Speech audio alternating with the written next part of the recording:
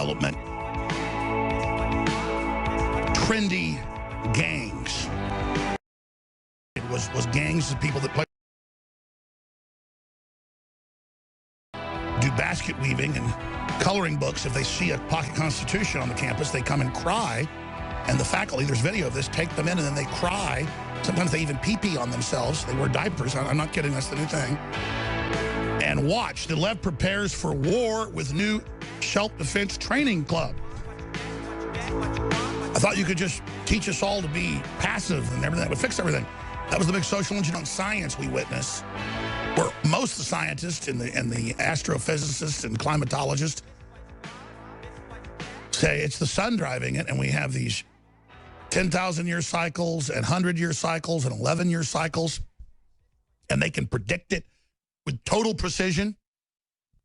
They know when there's solar flares that hit the Earth, that is the electromagnetic radiation, that's why clear blue skies suddenly have thunderstorms everywhere in a few hours. That's what the Pentagon goes off of for weather for more than 50 years, is sunspots.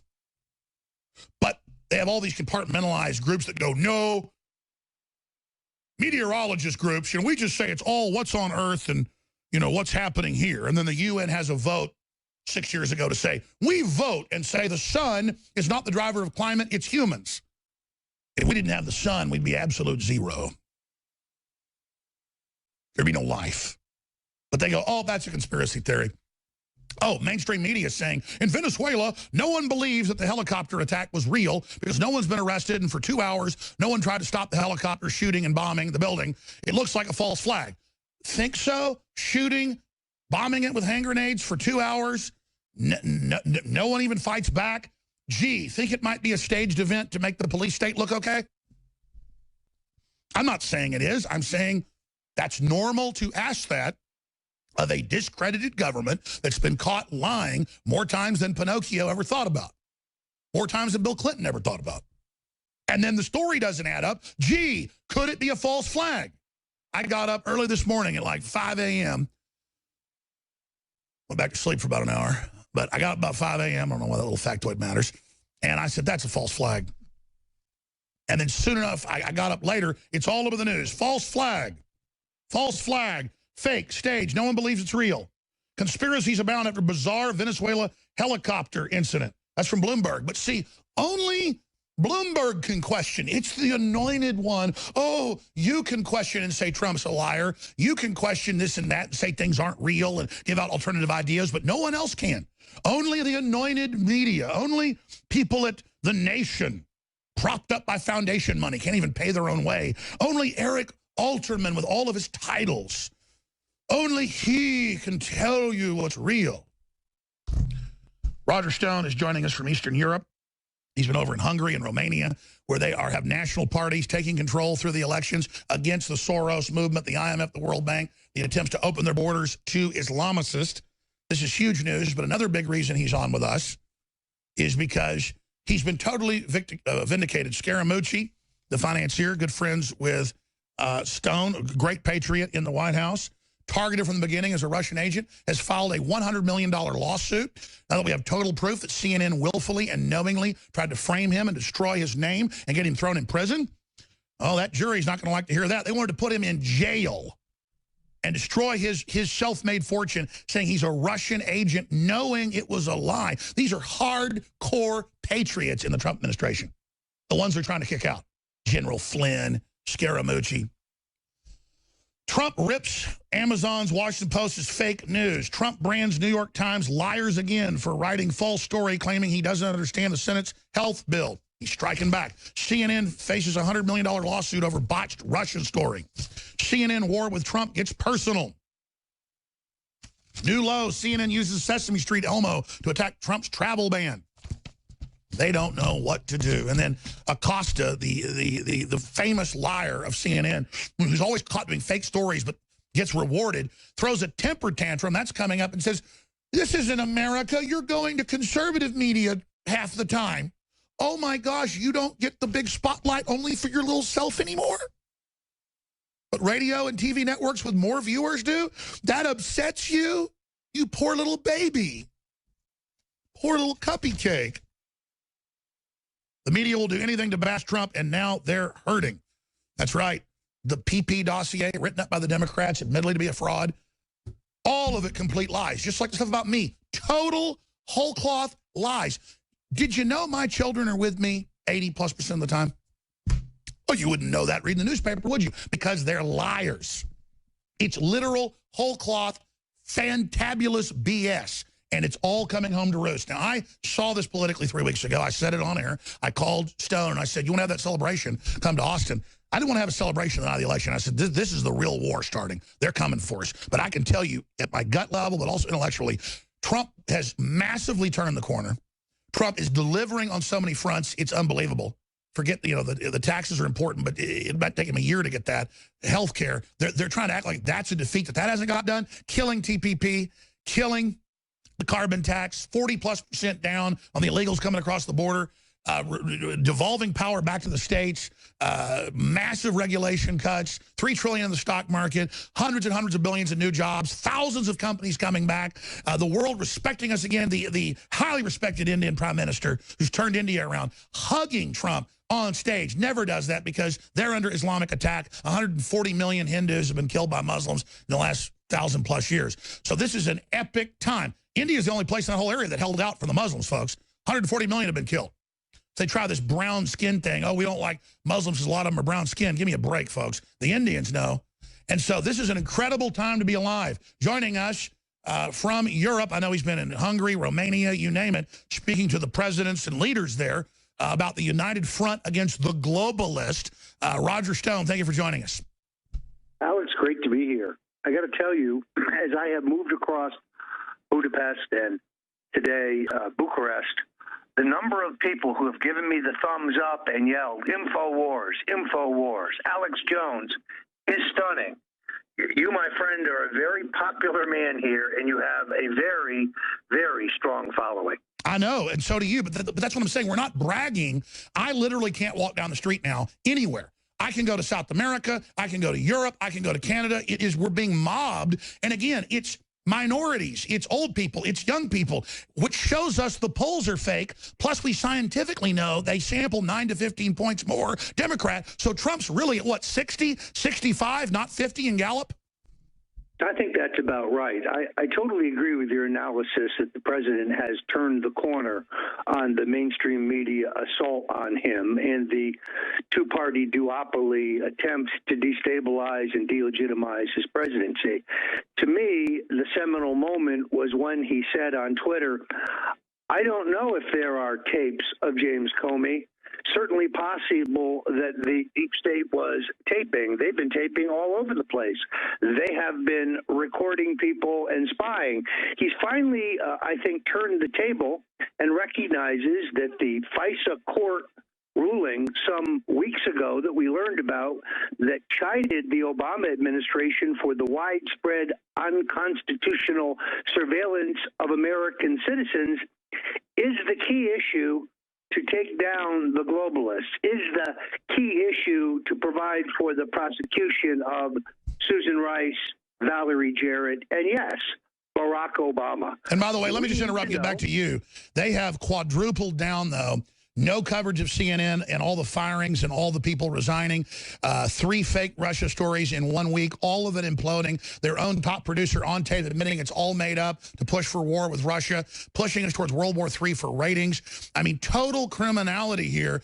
And you've been totally vindicated. Scaramucci's been totally vindicated. The whole thing's fake. But you turn on CNN today, they are saying your name every 5 minutes, which isn't that big a deal because hardly anybody watches it. But it shows.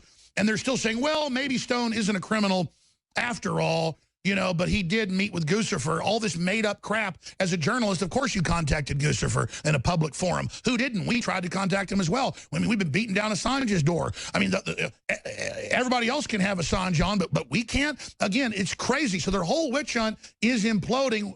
How does the empire strike back? Because they are in full panic, chicken with their head cut off mode right now. Well, as you know, Alex, I have agreed to testify for the House Intelligence Committee on July 24th.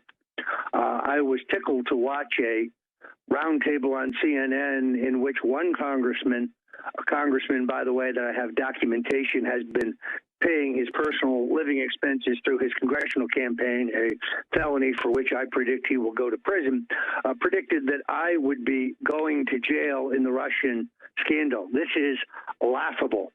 The inference that my contact with Guccifer 2.0, which is entirely public, implies collusion with the Russian state is disproved by the timing, the content, and the context of that contact. And they know that. It happens, and they know that. They knew it when they made the charge. In fact, Congressman Adam Schiff purposely conflated the dates in which I wrote for Breitbart that Guccifer was not a Russian agent and the date that I began an exchange with him on Twitter direct message, which I released entirely and which is benign. But by reversing the dates, willfully reversing the dates, Schiff attempted to create the impression of wrongdoing that did not, in fact. And now, what do you make of them all backpedaling? What do you make of Dianne Feinstein signing the letter for the criminal investigation of Loretta Lynch? I mean, is this not the house of cards falling as we speak? Well, and it has taken some mighty pounding by InfoWars and others in the alternative media. It has only been a question of when the president would recognize that he had the power to turn the table on his enemies. He tried turning the other cheek. He met with Al Gore. He met with Al Sharpton. He said perhaps Hillary shouldn't be prosecuted. He held out the olive He invited them to have a seat at the table, but with American prosperity. They made 30+% at Goldman Sachs the first 3 months, and Lloyd Blankfein's response was to try to take out Trump because Blankfein doesn't want the general public to be part of this massive prosperity. He wants it all for himself, and that's their sin. That's exactly right. The elites want to keep the wealth for themselves. They do not want it to fall into the hands of the American people. Donald Trump is a middle-class American president. He represents the working people of this country, not the Wall Street big shots, not the major financial institutions. And they're now panicking. And they just hate it. They just hate it on Wall Street. They hate it. They've hit us and Trump with everything they've got. As he strengthens, as he gets more hardcore, they vanish like, you know, vampires at daybreak. In your gut, though, how does the empire strike back? I mean, I don't want us to, like the wolf says in Pulp Fiction, start celebrating here too much, but I can see the victory. I can smell it. They have gone into full hysteria mode. They've got brigades of nerds out training for combat now. I mean, they've gone into pure insane asylum because this horrible Trump, you know, wanted them to have a better job and lower taxes. I think that they have an absolute violent revolution in mind. I have been in Hungary and Romania now meeting with the anti-Soros forces within the democratically elected governments here. And they realize that Soros is a cancer and that he seeks to subvert and overturn the democratically elected governments here through violence.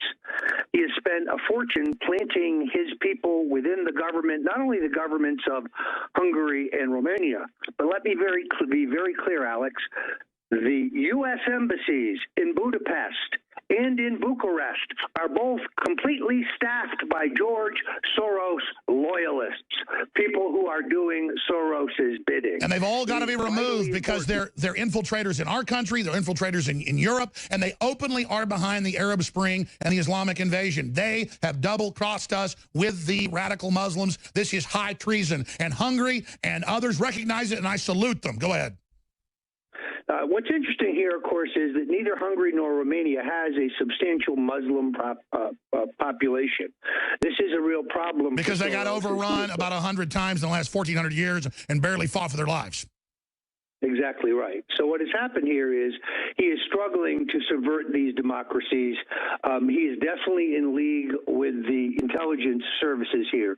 The intelligence services in both governments are rogue operations, more in line with our CIA than they are with their own government. They've been exploiting their people just like the deep state here. Even worse, I think the surveillance, for example, I was briefed on surveillance in Romania today. Lord, half the people in this state are being spied on. Half the people in this country are under surveillance. It's chilling what Soros has in mind. He has to be stopped. These open society institutions that he has set up, which are fronts for terrorism and worse, need to be shut down. He needs to be apprehended, charged, tried, and jailed. That is the answer, in my opinion. Absolutely. And again, folks, imagine being in Ukraine or Egypt and they overthrow the government and start blowing up the churches and murdering everybody. In the case of the Arab Spring and in the case of what happened in Ukraine, I mean, this is psychotic behavior. And it's the arrogance of Soros. How has he gotten away with this for so long? It's really extraordinary. Initially, in these in these Eastern European countries, he was viewed as a benefactor. It's extraordinary the number of people in government whose college educations he has paid for, not realizing that in return for their scholarships, they're preparing to give up their freedoms, that he plans a totalitarian state here. This guy is potentially worse than anything Adolf Hitler or Joseph Stalin ever even dreamed Well, he about. said that in the 80s. He said, I believe I am the Messiah, but I didn't want to tell people that until I become the Messiah or they might lock me up. That's a quote. He believes he is the Messiah.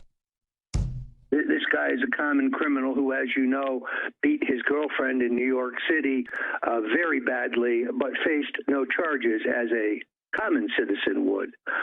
It's just breathtaking, the extent to which he is seeking to undermine these governments, the extent to which he is... Why doesn't the president really take the gloves off and criminally move against Soros right now? Well, I believe that the president of Romania put that on the table when he met with the president last week. I believe that they are beginning to understand the grave threat that Soros poses, not only in the United States, but abroad.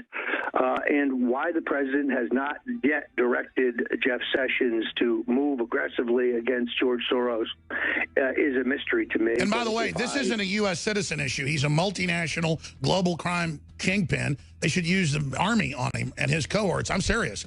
I mean, I would cheer the helicopters going in there. And, you know, just to have him jump to all these different points, always amazing having him on. You can feel the energy. You can feel the victory. I haven't even gotten to the powerful press conferences and the White House Deputy Press Secretary annihilating them with the James O'Keefe video and saying, go watch the footage. Because that news had been out for a day. But mainstream media was ignoring it. But you see, now we have an ally in the president, and so they force it. Now it's all over the news. They don't know what to do. And again, we already have in the aggregate more viewers and listeners than they do, but the embarrassment of them refusing to cover it, and then the control freaks seeing the president expose it and saying, go to Project Veritas, look at this, see the raw footage. They don't know what to do. Roger Stone, can you speak to that and what I believe is the death of CNN? This is amazing. Just like they banned you for a year from CNN, your name even being said, basically. Now you're all over CNN. It just shows what failures they are. You're absolutely right. You see, the president has the bully pulpit, and he can direct American attention any place he cares to. In this case, he showed them the very fine work of our mutual friend, James O'Keefe, at Project Veritas. And O'Keefe nailed CNN. I say it again. CNN is not a news organization. It's a propaganda front. It's a mouthpiece for John Podesta and worse. And they were so deeply invested in Hillary's election. Wolf Blitzer, the man, he can't sleep. He can't eat. He's literally falling apart in public. He is grinding his teeth over the success of Donald Trump in terms of turning this country around. From top to bottom, the place is a disaster. Now, if I were the president, now is the ideal time to pull their White House press credentials. They're not a news organization. They don't qualify. That's my view. Exactly. Do the bold stroke, ban them, and then every time they get caught, maybe suspend them for a month until they pledge to be a real news organization again. Absolutely. Okay, Roger, I know you've got to get back to work. Again, we've got to get your contract done here. We've both been too busy, but I'm getting that thing signed this week. We're going to have you full-time. I'm very excited about coming on for my new show at InfoWars after July 1st. We're going to take it to a whole new level. This will be a day long remembered. We're going to see the end of the globalists. We're going to see the end of George Soros. Roger Stone, in 60 seconds, any other tidbits? Alex, I think the president is really hit his stride here. And I am told that he is upbeat, that he is confident, that he is ebullient. And I know he appreciates what's being reported here at InfoWars. So I salute you. And again, I tell your listeners, our listeners, victory or death. That's right, to quote Colonel Travis. That's what's amazing, though. Like you said, he's a counterpuncher. He plays nice. They pushed him, and now he's just dominating. Talk about luck. Talk about gravitas. Talk about the touch. Trump's got it. Roger, thank you so much. Great to be here, Alex. All right, there goes Roger Stone of InfoWars. He's going to be doing a show here 5 days a week with us, co-hosting it with Owen Schroyer at night. David Knight's going to be on a couple hours. I got to work with Ted, syndicate that, work with those